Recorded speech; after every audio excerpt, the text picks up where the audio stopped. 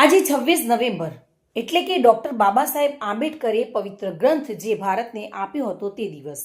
આજે બંધારણના રચિતા મહાનાયક ક્રાંતિકારી ડોક્ટર બાબા સાહેબ આંબેડકરે હરેક નાગરિકને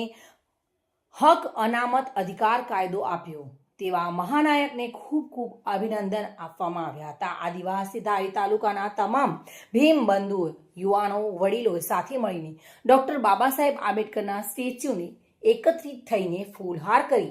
મીણબત્તીથી તેમને પુષ્પાંજલિ અર્પણ કરી હતી અને શુભેચ્છાઓ પાઠવી હતી. આ સાથે જ જય ભીમના નારા સાથે સંવિધાન ગૌરવ દિવસની સર્વ નાગરિકોએ એક સાથે ઉજવણી કરી હતી.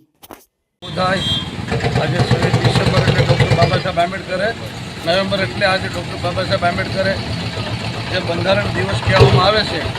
એ બદલ આજે મેં ફૂલહાર કર્યો, મીણબત્તી જગાવી અને સંવિધાન દિવસને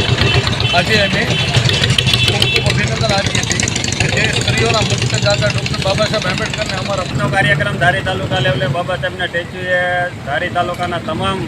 દલિત સમાજના આગેવાનો અહીંયા ઉપસ્થિત રહી અને 26 નવેમ્બર એટલે ભારતનું બંધારણ ગૌરવ દિવસ, દરેક નારીઓનો મુક્તિદાતા ડૉક્ટર બાબા સાહેબ આંબેડકરે જે બંધારણ રચ્યું એમનો આજે ગૌરવ દિવસ એટલે આજે ડૉક્ટર બાબા સાહેબ આંબેડકરના સ્ટેચ્યુએ તમામ દલિત સમાજના આગેવાનો ભેગા મળી બાબા સાહેબને ફૂલહાર કરી, મીણબત્તી જગાવી, પુષ્પાંજલિ કરી અને ખરેખર આમાં તો નારીઓએ આ કલન ઉપાડવી જોઈએ, કેમ કે નારીઓના મુક્તિદાતા તમામ હક અધિકારો નારીઓને આપેલા છે અને 18 વર્ષને આમાં સાથે રહી અને આ એક દસ્તાવેજ કરી આપેલો બાબા સાહેબે,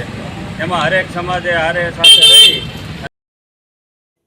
સંજય વાળા સાથે bureau report, today Gujarati news.